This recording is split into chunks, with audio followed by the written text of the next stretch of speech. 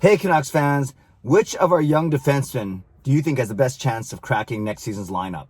I'm Clay Emo, I'm at Canuck Clay on Twitter, I'm at Clayton Emo on Instagram. I'm the founder of the GLCPC, the Good Looking Canucks Positivity Club. This is my Canucks Take All in One Take. It's Clay's Canucks commentary for Tuesday, October the 27th.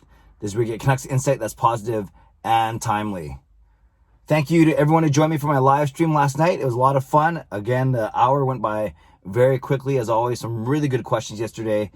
Some good jokes too. Some good one-liners and quips in there. And always enjoy chatting with you, even if it's just once a week. At least it's a more two-way format, even though I do all the talking and you do all the typing. But you know what I mean. But it went really well. Thanks very much for joining me last night. And one thing that came up yesterday, a lot of people were not just asking, but we were talking about, is Jim Benning done when it comes to tinkering with the lineup, his offseason moves? And at first, I would have said no. He needs to find another middle six winger. He needs to find another defenseman, maybe on the right side.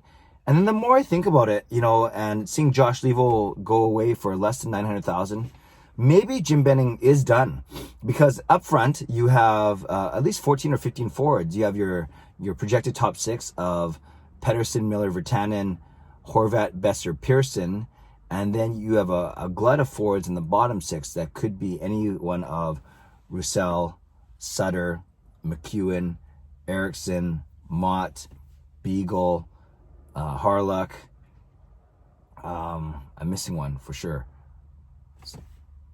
McEwen, Gaudette, Sutter, Beagle, Mott, Eriksson, Harluck, and gosh, I'm missing someone. How come I can't? Because Josh Levo's gone. Oh, Michael Furlan. He could be in the mix if he's healthy too. So there's at least 14, and then Sven Baertschi's still on the roster. So there's about 14 or 15 players still that would be battling for roster spots in the bottom six. Now, not all the best players for sure, but given that Josh Levo did go away for $900,000, you could argue that maybe the Canucks are done tinkering up front. You can argue if that's good enough up front, but you never know. On the back end, similar question, because at first I thought, they could use one more good depth defenseman for their third pairing. But then you hear Jim Benning on the radio or in interviews last week saying he wants to give the young guys a shot to crack the lineup. And then that's what I'm going to talk about today in today's vlog. And then you look at the cap situation with the signing of Virtanen. They're about $2 million over the cap. And, you just got to get cap compliant by the first day of the season. There's ways to get that $2 million, free up the $2 million. The easiest way is to put Sven Baertschi and Louis Eriksson in the minors. You save just over $1 million in each of those two guys. But I'm not sure if they'll want to do that for Eriksson. I can see Baertschi going in the minors. I'm not sure about Eriksson.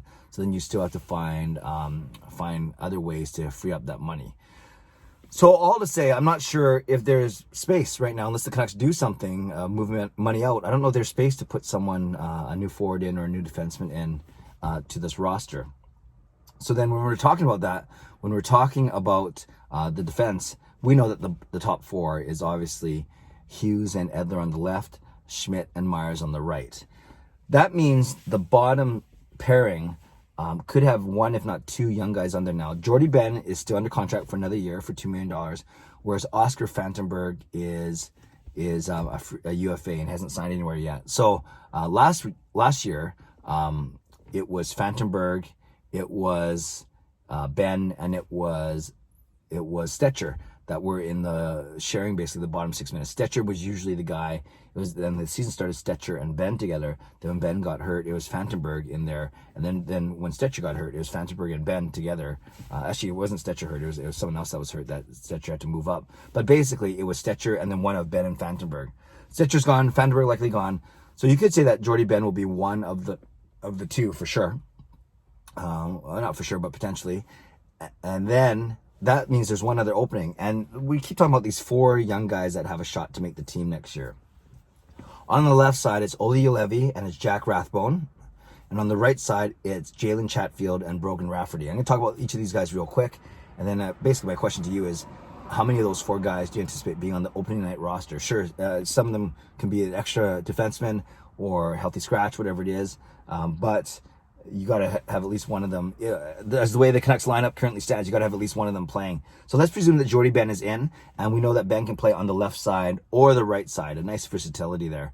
So we can talk about each of these four guys equally. So on the left side, Olli Juolevi. To me, he has the inside track because He is the most experienced, or at least among the most experienced, and he got a chance to play in the play-in round last year. Now, again, it was only one game against Minnesota. It was only 6.5 minutes, but he did play quite well, and you weren't ever worried when he was on the ice. And he has maturity. You know, he has some injury history, which is too bad, but he's got good hockey sense. He's got good puck skills. His skating might be the biggest issue with him, but Olli Juolevi, you could argue, has the inside track for that left side third pairing spot. The other guy on the left is Jack Rathbone. He's the most intriguing to me of the four because he has no pro experience. He's only been playing at Harvard so far, but he's got good wheels. He's not like Quinn Hughes good wheels, but he's got good wheels, offensive minded, still learning the defense part of the game. I always joke, I think that's funny when you say a defenseman has to play better defense.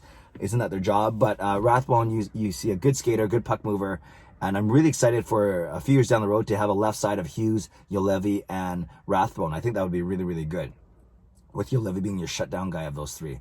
So that's Jack Rathbone. On the right side, you have Brogan Rafferty. He's had a taste of pro hockey with the Canucks 2 seasons ago. He came up for a couple games at the end of the year. And he maybe has the most NHL-ready game. He's the oldest of them all because he's a 24, 25-year-old in Utica. Defensively not bad, offensively not bad. So it doesn't do anything too crazy either way. Like, he's not the best offensive player, he's not the best defensive player, but maybe he has one of the better mixes of the four guys we're talking about, and he could be ready to step in. And then you have Jalen Chatfield, who's been with our system for a long time, with our team for a long time. He's had a couple looks, but he's very much stay at home. He probably is the most defensive of these four guys from a standpoint of you can rely on him in the defensive end, but he's not going to provide much for you on the offensive side. And I see him as the least likely to make the team. Although I know that people have made a point of saying that Jim Benning has mentioned Chatfield a few times during this offseason. So there you go. On the left side, it's Juolevi and Rathbone. On the right side, it's Rafferty and Chatfield. So if I was to handicap it, I would say in order. Remember, let's presume that Jordy Ben is able to play either side.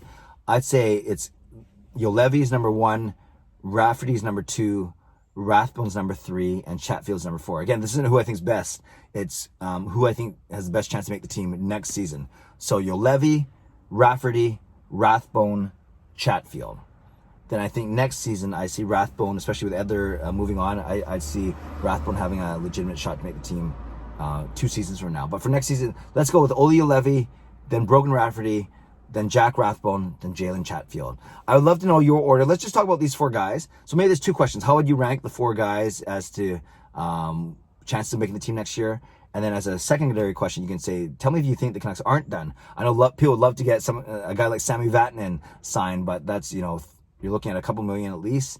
He made $4 million last year, but you're looking at a couple million, and we'd have to clear up some more space for sure. But that would obviously be a step up over Ben or any of the 4 guys that I mentioned, at least for next year. But so let me know what you think. Give me an order of those 4, and let me know if you think the Canucks are done tinkering, and in particular with your blue line. I'd love to read your comments down below. Subscribe if you like to.